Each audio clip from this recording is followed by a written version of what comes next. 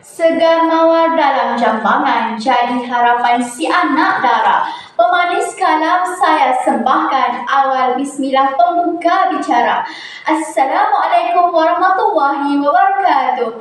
Nama diberi Izia Safia binti Muhammad Yusri. Saya merupakan anak didik SMK Taman Biduri yang terletak di Nibong Tebal, Pulau Pinang. Pada masa lapang, saya gemar memanfaatkan masa dengan membaca buku cerita. Saya merasa amat teruja untuk berkongsi tentang buku yang pernah saya baca berjudul Miss Genius Matematik. Novel ini sangat sesuai untuk pelajar yang ingin mengatasi rasa takut terhadap matematik. Novel hasil pena Haryani Kamilan ini sangat menarik dan syarat dengan pengajarannya, khususnya para pelajar. Novel ini diterbitkan pada tahun 2021 setebal 130 halaman dan mempunyai sisipan kandungan sebanyak 9 bab. Ayo bersama-sama saya kita amati dan mendalami cerita ini lebih dekat lagi.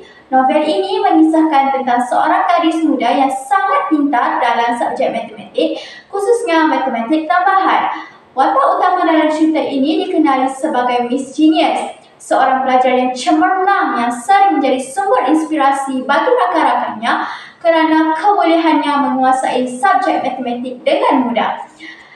Plot cerita ini berpusat kepada cabaran yang dihadapi oleh Miss Genius dalam mengatasi masalah peribadi dan akademik, serta bagaimana dia menghadapi tekanan dari rakan-rakan dan keluarga untuk berjaya dalam pelajaran. Walaupun Lily sangat mahir dalam matematik, namun Lily mempunyai kekurangan dalam subjek-subjek lain dan sering gagal. Menjelang peperiksaan pertengahan tahun, Lily merancang untuk menggodam komputer di sekolah bagi menyelesaikan soalan peperiksaan, tetapi perbuatannya ini terbongkar dan dianggap sebagai menipu. Kini, dia berhadapan dengan kemungkinan hukuman yang bakal diterimanya. Akhirnya, ayahnya tidak lagi marah-marah atas nasihat neneknya kerana tiada manusia sempurna dalam dunia ini dan tumpukan pada kekuatan yang ada dalam diri. Disebabkan Lily sangat mahir dalam matematik, maka dia diberi galakan untuk menjadi contoh kepada pelajar lemah dalam subjek itu.